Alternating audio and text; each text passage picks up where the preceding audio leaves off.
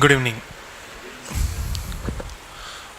So today's articles are about the most important article for the day is this Supreme Court guidelines on how do we handle any evidence related to DNA. Okay, this is the topic. This will be the point of reference for entire discussion today and also the criminal justice system. See, basically in 1861, from the times of British, that's when the modern day police evolved. That's the genesis of 1861 Police Act. That's the genesis of the today's police system in India. So today we are going to discuss a complex issue.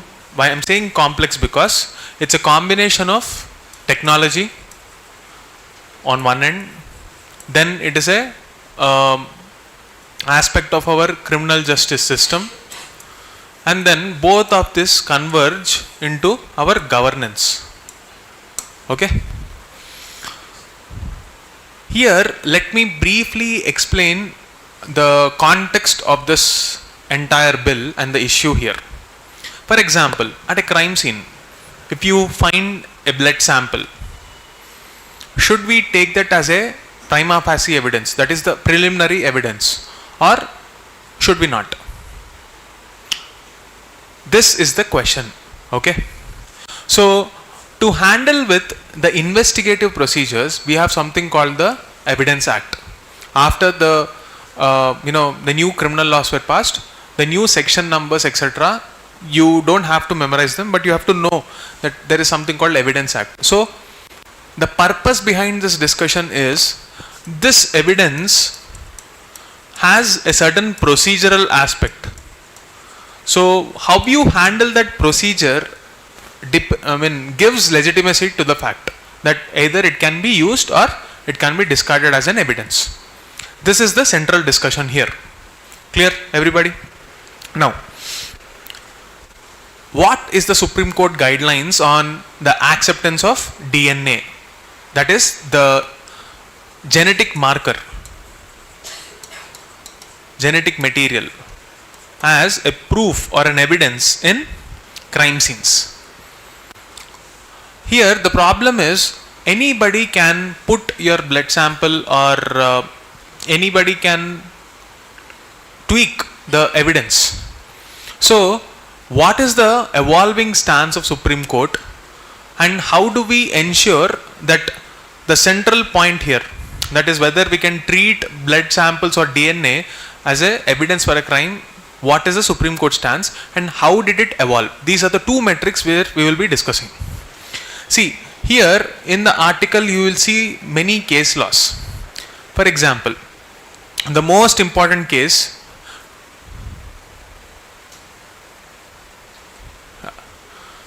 the most important case is Katavellai versus Devkar versus State of Tamil Nadu case. What happened here? In this case, Supreme Court decided that the Director Generals of Police of all states are expected to prepare sample forms of the chain of custody register and all the other necessary documentation. Now it is very difficult for you to remember all these case laws etc., but let us understand the core problem here. Anybody who thinks that DNA evidence is good enough for putting an accused in jail, that misconception should be addressed. The reality is it can only be a supporting evidence but not a main evidence. Because why? Main reason is this. Simply put, if you do not address the root cause, that is anybody can put that sample there. In India, this is a much bigger problem because of how we function as a investigative procedural system. I'll tell you the difference between India's modus operandi of the criminal justice system and let's say a system like Singapore Police or NYPD, New York Police Department. Here you should know the concept of conviction rate.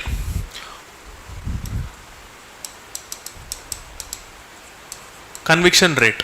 See, when you accuse a person of a crime, there should be a reasonably good conviction rate. Let's say out of 100 cases, you should be able to see that at least if it is indeed a crime, at least 70 to 80% of the people should not escape the law. Here in India, the conviction rates are much lower, somewhere around 40% or even lesser depending on the category of cases.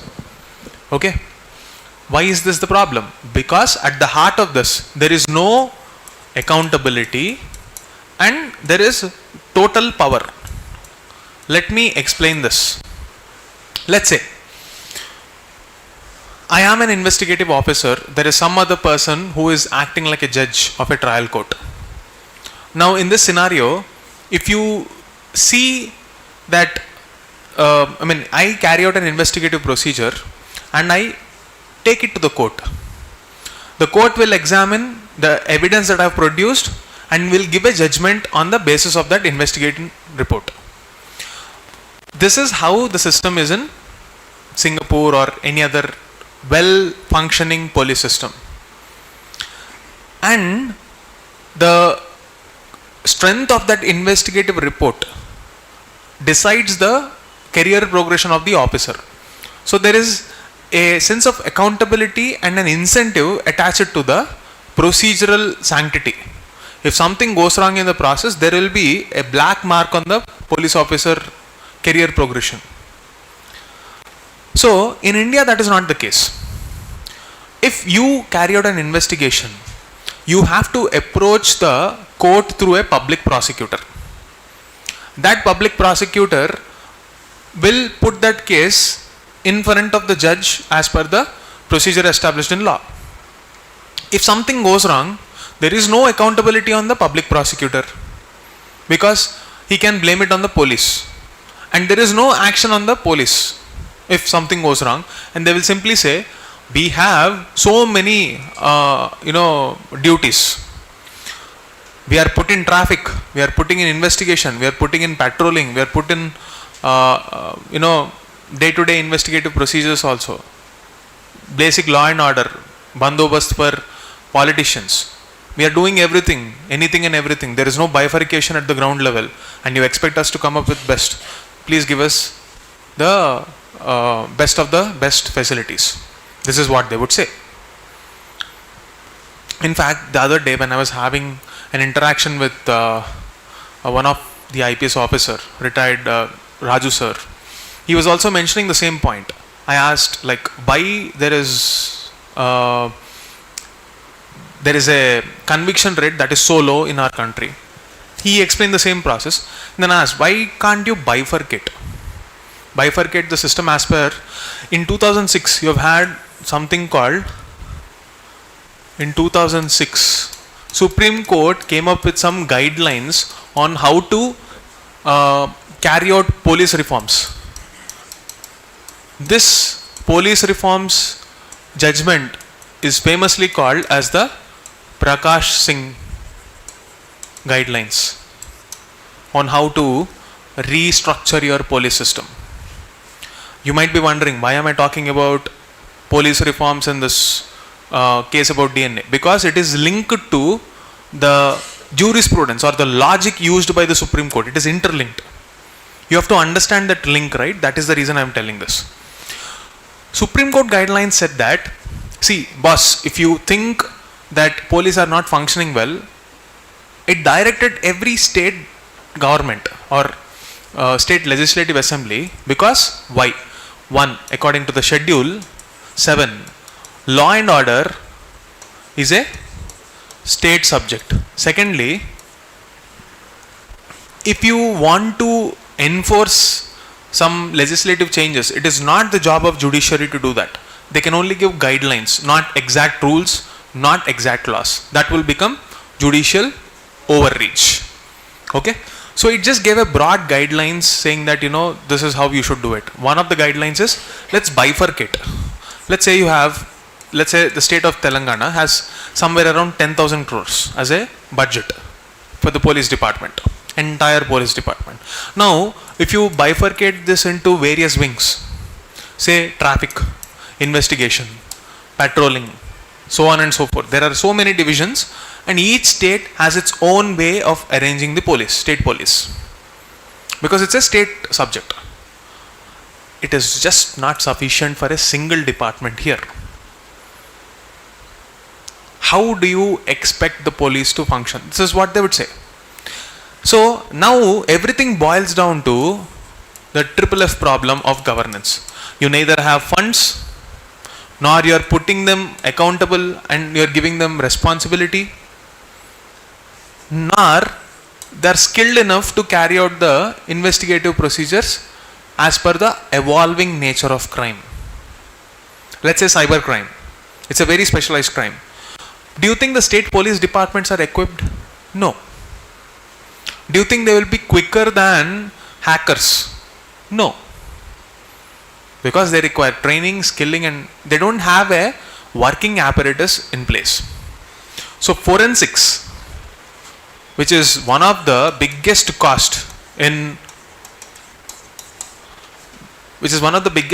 investigating procedures, that part doesn't have either proper labs, infrastructure, skilled professionals, legal clarity, nothing. So to give that legal clarity aspect, funds, functions and functionaries, the middle F, functions, that is related to law. See, we may not be having funds, we may not be having skilled professionals, but at least as a matter of principle, we need to have some clarity, right? Because that clarity, legal clarity, defines how we approach the criminal justice system. And that decides the conviction rate we were talking about. If the conviction rate has to increase, no single wing can be held responsible. The very structure of the criminal justice system, where there is power divided in silos, police are powerful, public prosecutor is powerful, judges are powerful, but none of them are responsible. If something goes wrong in the investigative procedures, who should be held accountable? And with respect to the magnitude of the punishment given, let's say if there is something flawed in the investigative process. Actually, there is this movie called Talwar. I don't know if you know Irfan Khan's movie, Hindi movie, which is about a real case where a 14-year-old Ayushi, or I don't remember the name of the person, she was killed. 14-year-old was killed. Initially, the caretaker was accused of that.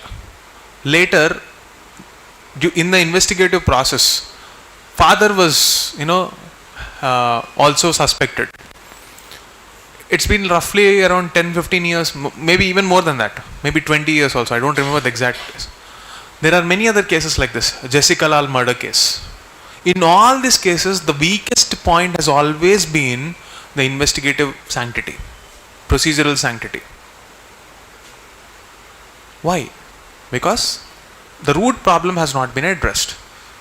In this context, we can look at the Supreme Court guidelines as one of the better, steps in the direction of providing the clarity. How do you want to deal with DNA as an evidence in this whole setup? Because you give them power, you don't give them funds, you give them bad working conditions. You would be surprised to see in some states, the police themselves are under so much pressure that they are desensitized to this crime. And on the top of that, if there is a governance collapse in that state, it's easy to bribe them. And if the law prevents that collapse, at least as a matter of principle, you should have that clarity, and law should prevent that collapse. It doesn't incur any extra cost or anything. It clarifies the legal intent, and that is the context in which you have to understand this DNA. So that conviction rates, in the pressure of increasing the conviction, innocent people should not be pushed into this, and they should not be punished for a crime that they did not do. This is just one of the beginning points of our twisted criminal justice system. There are so many other issues. We don't have a clear-cut stance on torture, third-degree treatment. We don't have a clear-cut procedure on how to reskill the police department. These are all systemic issues, and the discussion should not stop just at this. However, if a question is specifically picked from this, what are the things that you need to focus on? Let's go to the article and have a look. You can also go to the Telegram channel. I've highlighted the points, and I've also written down a summary of what are the key takeaways from this article. But just to reiterate the same points, first one, the Supreme Court issued 4 guidelines. There are 4 guidelines. Okay. So the first guideline states that the collection of DNA samples once made after due care and swift and appropriate packaging, including FIR number and the investigative officer, should be duly documented. It's a fairly obvious point. Why is Supreme Court involving in such an obvious point? Because you can imagine. See, if you are sampling an evidence, don't you think it's common sense that we have to tag it to the respective duly packed? Because this is a biodegradable material. Don't you think the quality of evidence will come down after a point if you don't use the appropriate packaging to safeguard it? You have to freeze it. You have to stop the biological decay. Common sense, not happening. So that's the first guideline. Second guideline. Investigative officer shall be responsible for the transportation of DNA evidence to the concerned police station or hospital, as the case may be. He must be ensuring that samples reach within the 48 hours of collection. Why is this guidelines given so specifically? Because if the guidelines do not address these points, you might be wondering, if you are giving exact timeline, don't you think it is judicial overreach? Here, guidelines can be specific to the extent that they talk about facts. Usually, this is not a matter of opinion. Usually, after 48 hours, biological decay will be much worse. So, 48 hours is a fact established by science, and judiciary can pretty much take science and the facts associated with it into consideration. Second point. Third one. While samples are stored pending trial or appeal, no package shall be opened, altered in the or resealed without the express authorization from the trial court. Again, fairly square and open deal. See, if you are producing an evidence in the court of law, when the trial is going on, unless a judgment is passed, you're opening it, you're tweaking you're corrupting the evidence. Do you think that corrupted evidence can be any longer useful? No, right? So this third guideline is also fairly straightforward. And the fourth one, from the time of collection to the logical end, that is conviction or acquittal, a chain of custody register must be maintained. This is the key word that you should use in your exam for sure. Don't write supply chain. We are not commodifying anything. We don't want a supply chain for transporting evidences, biological DNA evidences. Please use the appropriate jargon. Why am I telling this? Because recently I was correcting one paper. There is this one person who wrote, we have to ensure that there is integration of global value chains in evidence collection.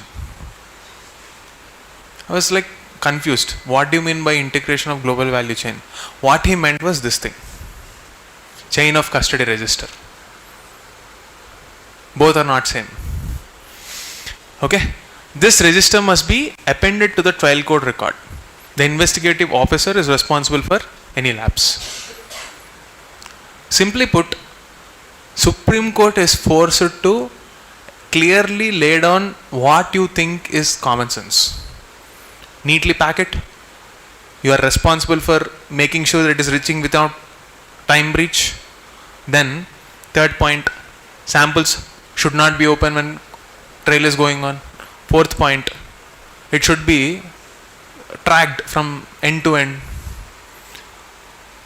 If Supreme Court has to intervene and tell us this common sense points, you can imagine how difficult it is to bring together a system under resource constraint, under motivational constraint, and on the top of it you are dealing with criminals on a day-to-day basis. That's why police jobs are not so easy. Working conditions for police are not so easy. Okay, it's very harsh.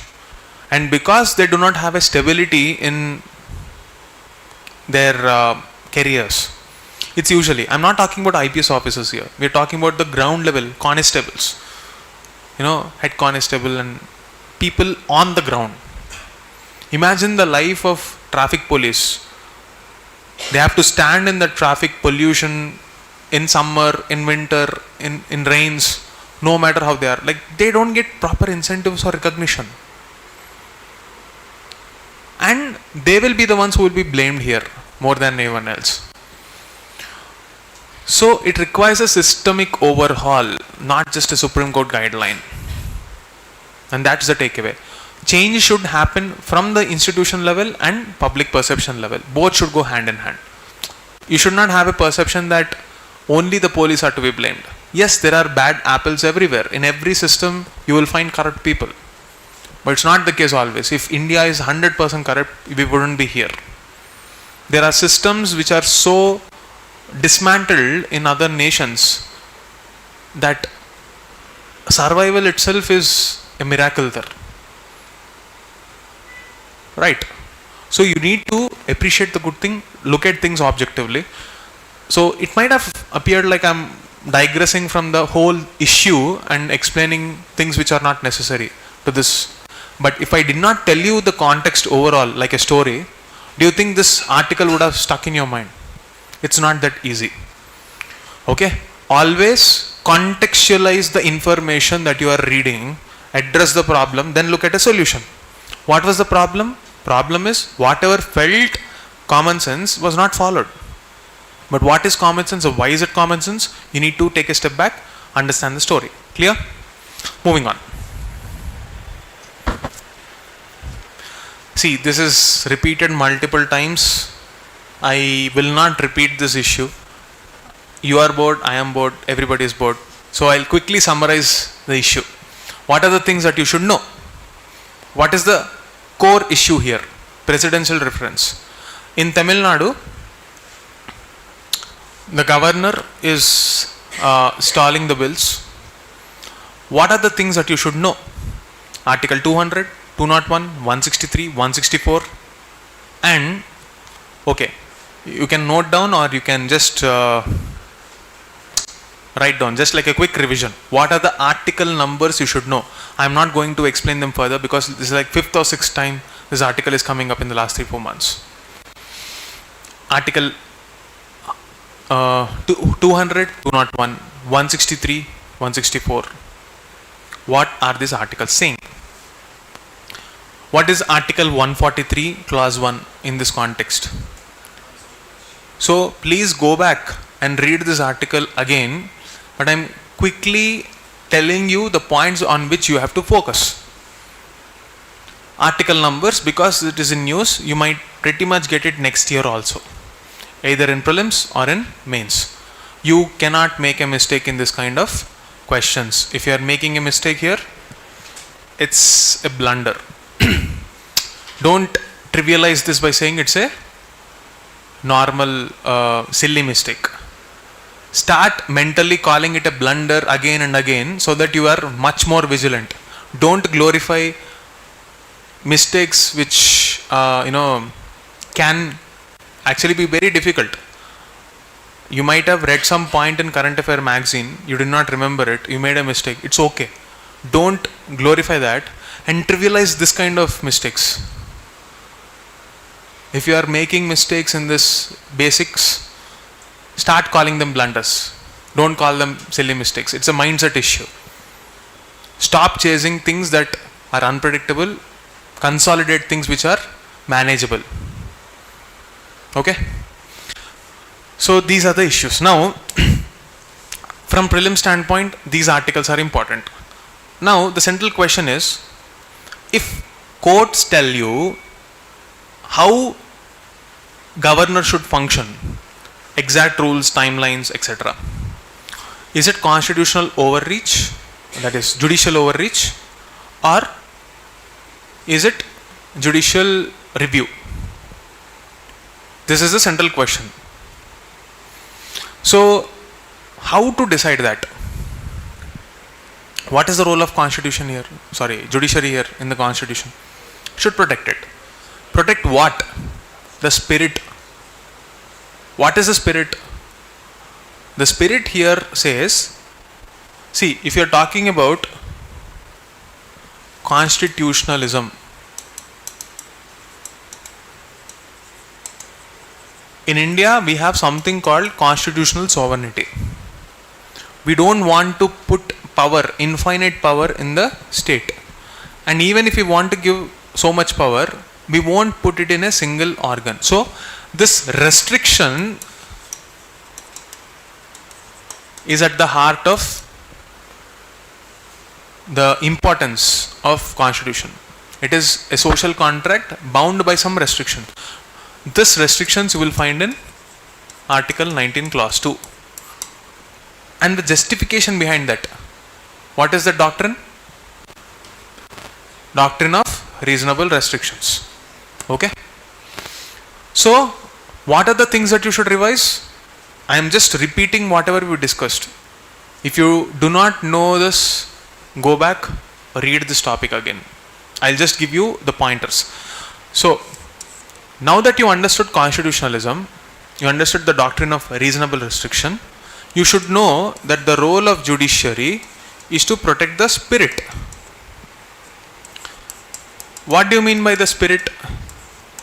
Spirit in this case means understand the purpose with which every organization, every institution is working. In the case of judiciary, why is it working? So that constitution which is existing to safeguard people and move in the direction of progress, positive direction. It is not negative, it is positive. So the clear-cut intent is to evolve from where we are right now.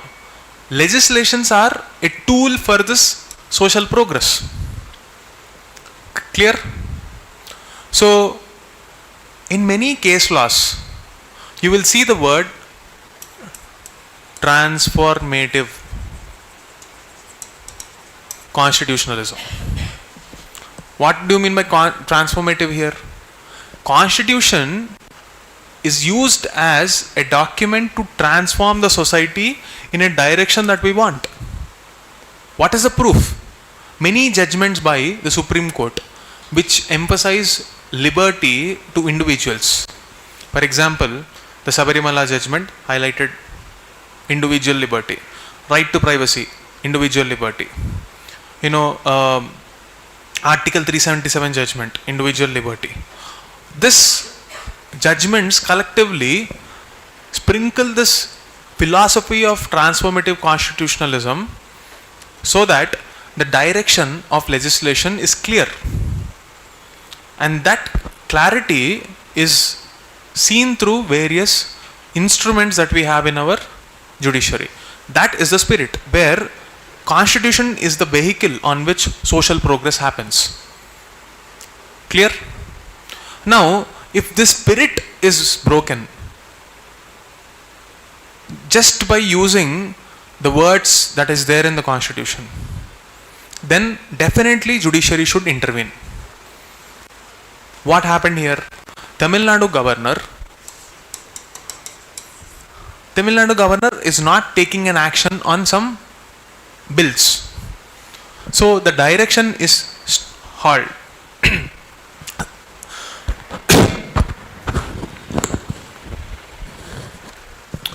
So the direction is stalled.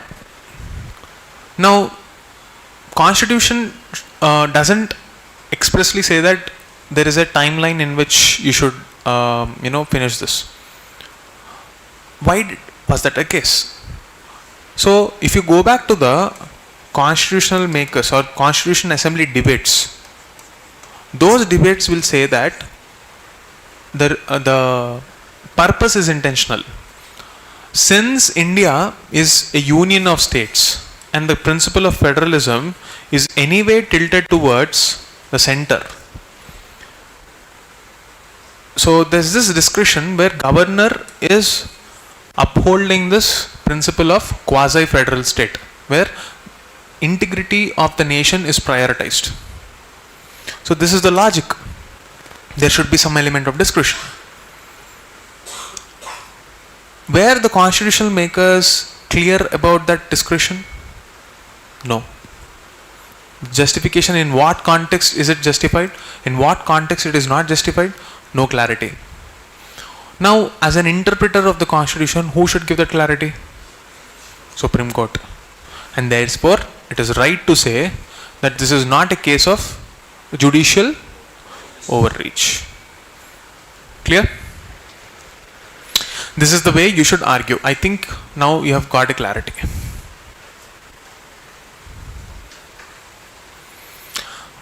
This is an article on post-independent India about Operation Polo. I don't want to repeat history class here.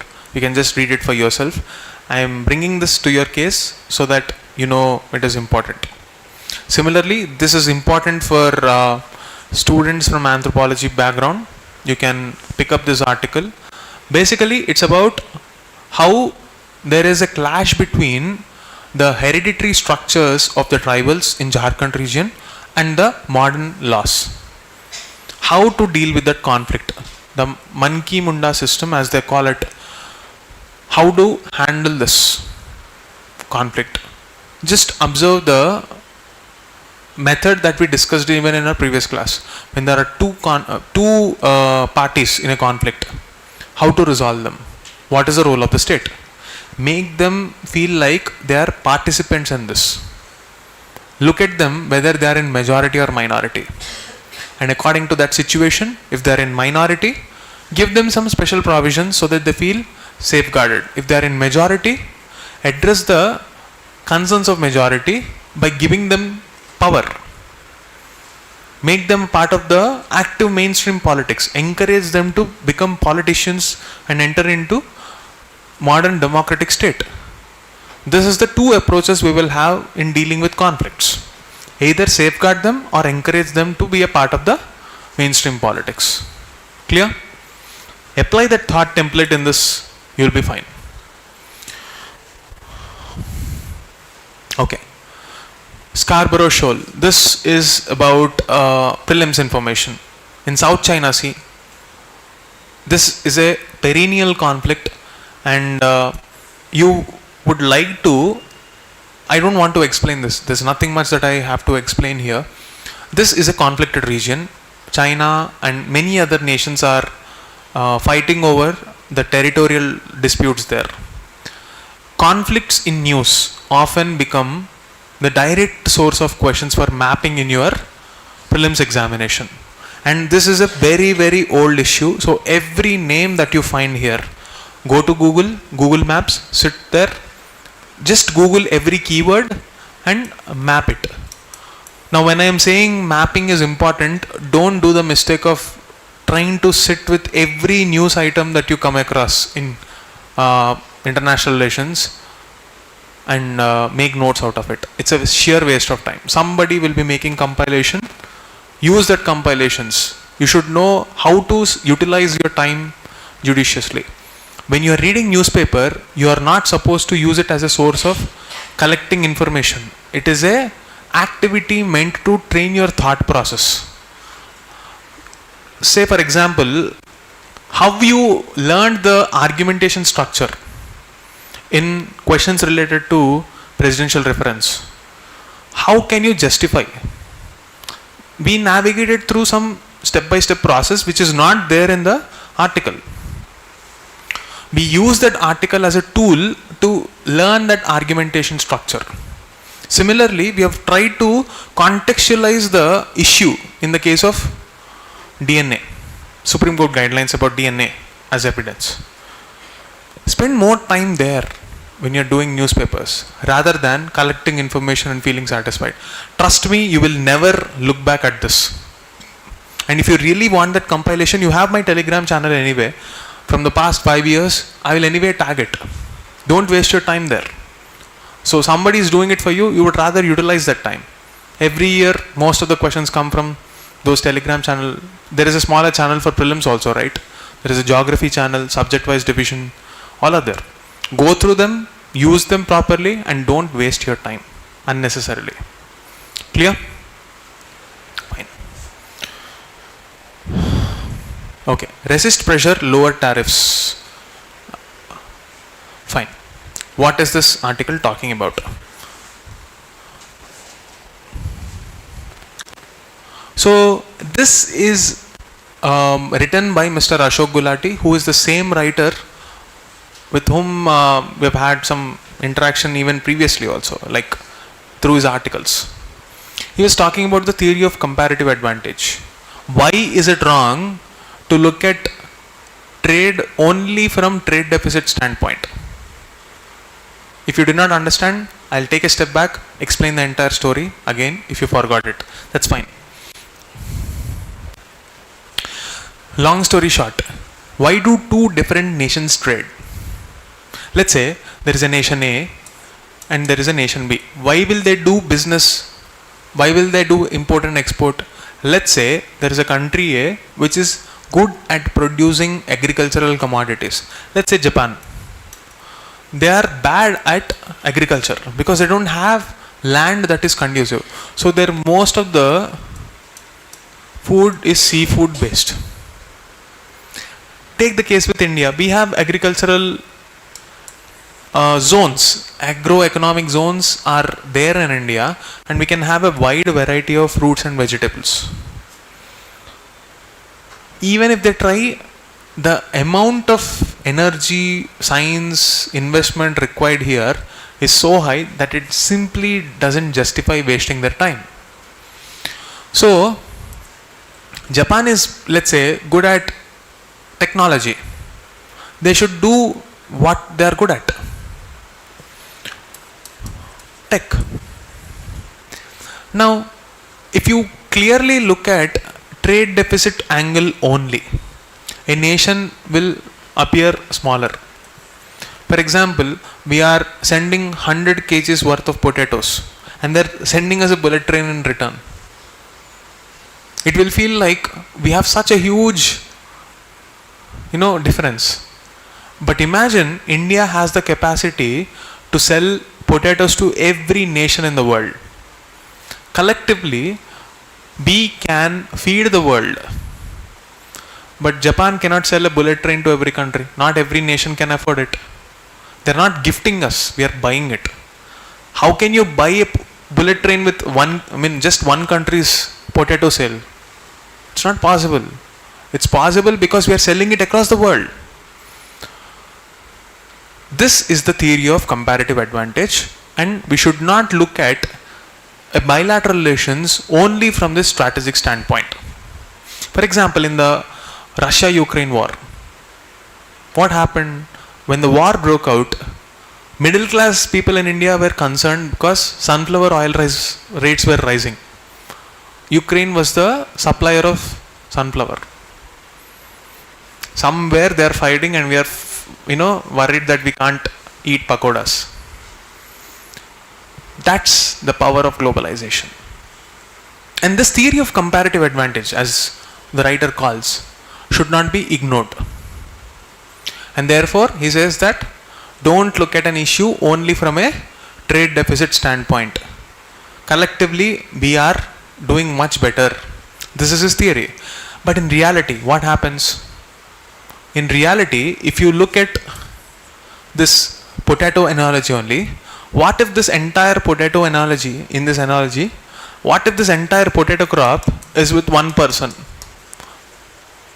Monopolies. There will be structural inequalities. Even in this monopoly, even if he has 90% market share, that rest 10% is shared by 90% people. They have at least something to look forward to. But now you impose these tariffs, impose everything and put pressure. Somebody will come into India and give cheaper goods, cheaper potatoes here also. They will not even recover their investment. The same analogy is what exactly was the cause of concern for India to not sign something called RCEP 10 years ago. Okay. Why? Because in this deal, we were worried that the milk producers, milk farmers, they will suffer because in this so-called regional comprehensive economic plan or partnership program, there was New Zealand and Australia. New Zealand especially was the leading dairy producer. So we wanted to protect our farmers. And therefore, we denied entering this. Nothing changed in the last 10 years. Now Trump is in power. He wanted to impose tariffs on India and he called us tariff king. As if, he has this way of coming up with some fancy terms to capture the attention of his voters. Now this article is actually looking at data to see if we are actually tariff kings or not. And this analysis shows us that as far as the agricultural commodities is concerned, we have higher tariffs than many other countries in the world. Here, let us take a small digression and link this to the World Trade Organization. See, when we are talking about World Trade Organization, I will try to simplify the funda here. The name indicates world trade. So, all the countries should come together and create a framework. So, at that point of time, I'm not going into the depth of the details. At that point of time, isn't it fairly obvious when India comes to the negotiating table, we will negotiate what is good for us. So we negotiated the same. We wanted our farmers to be protected in this deal. And the justification ranged from food security of the nation, financial security of the farmers, and finally, we even argued about the colonial legacy in many instances. Okay? What do I mean by this? See, when two countries start trading, it is, let's say a country, India, we are selling potatoes at 10 rupees. Now China will come and dump it on 5 rupees. If India wants to stop that, we will impose 5 rupees duty to make it equal. Or if India wants to completely make it unviable, we will put 10 or 10 rupees. No, it will be 10 rupees in India and Chinese potatoes will be 15. This is the way in which agricultural commodities were protected from the global trade. You know what happened in 2016 when Trump came? He decided that this system is not beneficial for us. I'm exiting. I'm out. Gone. And then in 2020, when he was, supposed to come back for the second term, he said that, what? China is getting, giving us this entire COVID virus. World Health Organization is taking so much money and they did not inform us. So I'm out of WHO as well. If you are asking me to pay up for anything like this, poor people in Africa are dying, poor children are dying, not my problem, I'll exit. If you think we started a war in Afghanistan and US should exit, that's a very good call, but not without figuring out the alternative mechanism. There should be a proper power, transition, right? Power transfer. You know what he did? He announced that we will overnight move our base out of Afghanistan. What is the result? Taliban came to power. Now he decided that we will impose tariffs. What is happening? Many experts say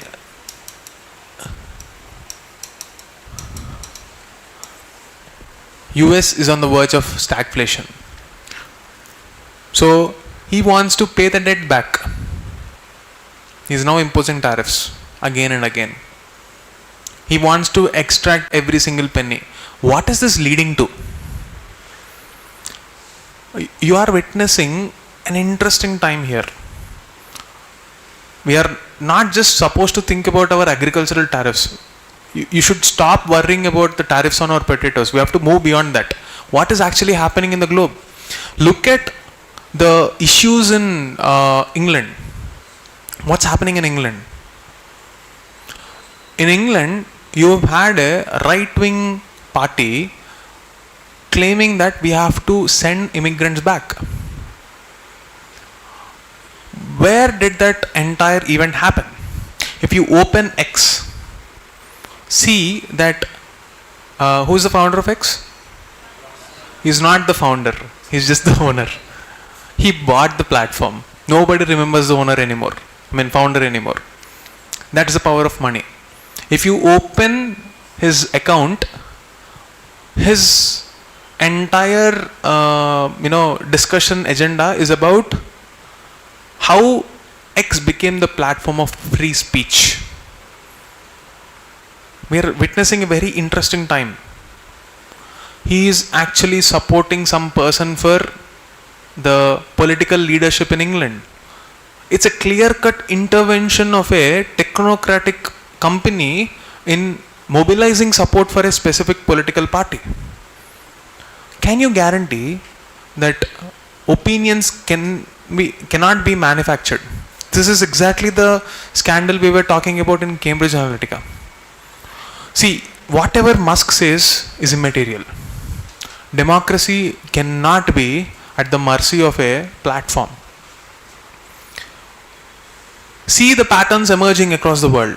On one hand, the government fell in Nepal. They called it the Gen Z revolution.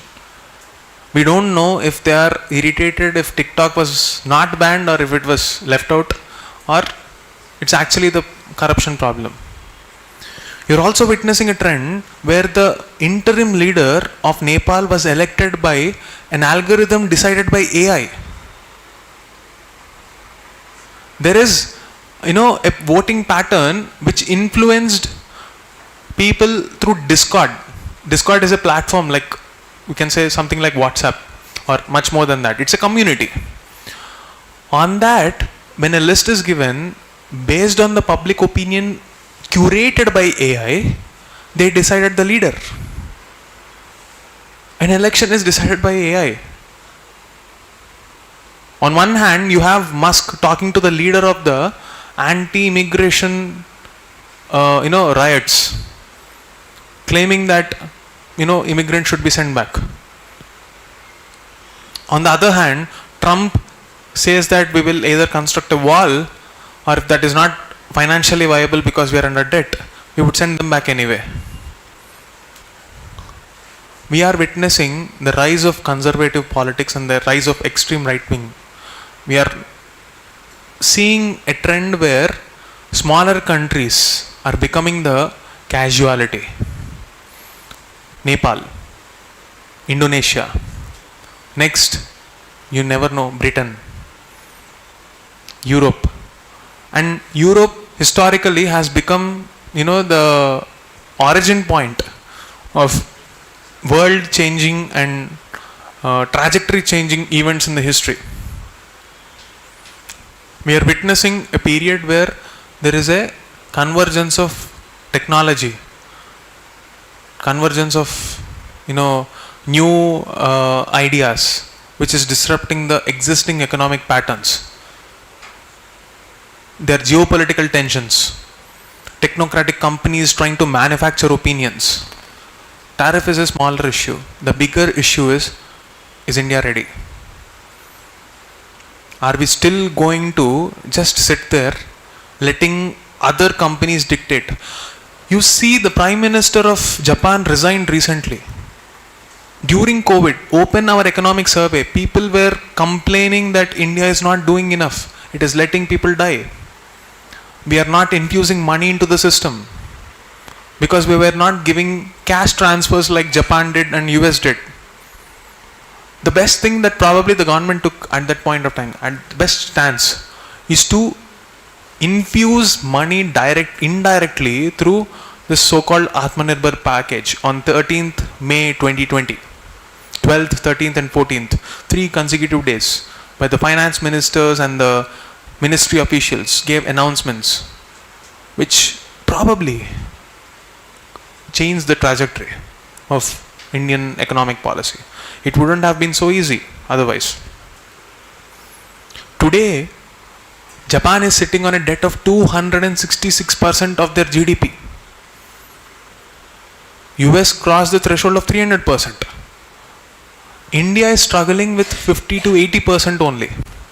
We wanted to bring that down. Encasing committee, FRBM committee, you know that, right? Debt to GDP should be in the range of 40 to 60. We're struggling there. But we didn't have any other option. When the countries across the world are minting money like that, if we don't at least infuse some money, consumption will come down, making our economy weak. Why am I discussing all this in this present article? Because it is not just about tariffs anymore. It is about India's positioning in the global architecture. You cannot ignore what is happening out there. Internal security becomes important. External security becomes important. And India is in a very, very dangerous position. And if something goes wrong at this point of time, we are more likely to be hijacked by foreign powers. The youth across the world are slaves to technology. It is easy to instigate them and manufacture opinions, because critical thinking is becoming the casualty in this attention deficit. So, here the problem is not just a tariff. Agriculture commodities are indeed having higher tariffs. But what is the solution? 10 years ago, 20 years ago, 30, 40, 50 years ago, we have been giving the same reasons. It's time for a change. What is the direction of that change? Let's make agriculture a business. We are having the power to feed the world, and that is our strength. We need not mimic Chinese models. We have our own strength. Let's stick to that strength, and let's explore the global markets. This is the key point of this article. And I had to take so many other context into consideration so that you appreciate the present situation that we are in. These are the geopolitical realities. What we are witnessing on X, what we are witnessing on global platforms is a very dangerous sign. Nobody might be realizing that. The so-called free speech. Of course, it has happened in the past. There is, distortion of opinion even in the past. It's not new. But right now we are witnessing the usage of a platform to mobilize openly, mobilize an opinion, so that the company which is owning that platform gets a possible intervention in that region. Same company and the owner, Elon Musk, wants to start a political party in America. Now we are witnessing a new phase where these technocratic giants, if monopolies are not contained there, what will happen? We are witnessing the new nexus, the new kind of a syndicate where they dictate global politics. And that's the danger. It's not anymore nations. It's about the whole idea of Vasudhaiva Kutumbam. New dimension. When the Vasudhaiva Kutumbam is hijacked by the idea of one person's whims and fancies, that's a very dangerous place to be in. We will implode from within. there will be civil wars across the world. What if I tell you that the third world war is nothing but a civil war fought by the people against their own governments? You're already witnessing that trend. It's not a conspiracy theory. You can look at every nation that is struggling now is struggling because of debt. Apply the same logic even to your personal finance. When you buy things continuously on EMIs, easy pay, you are taking loans on loan apps. Take out the data. Look at the largest loan takers of this mobile apps. It's the youth. Consumerism drives opinions, and that's the world we have to move away from. We have to go back to the basics, and therefore Atmanirbharta is not a wish list. It's a logical necessity to ride this way. On that note, let me conclude this lecture. That's it for the day. Thank you.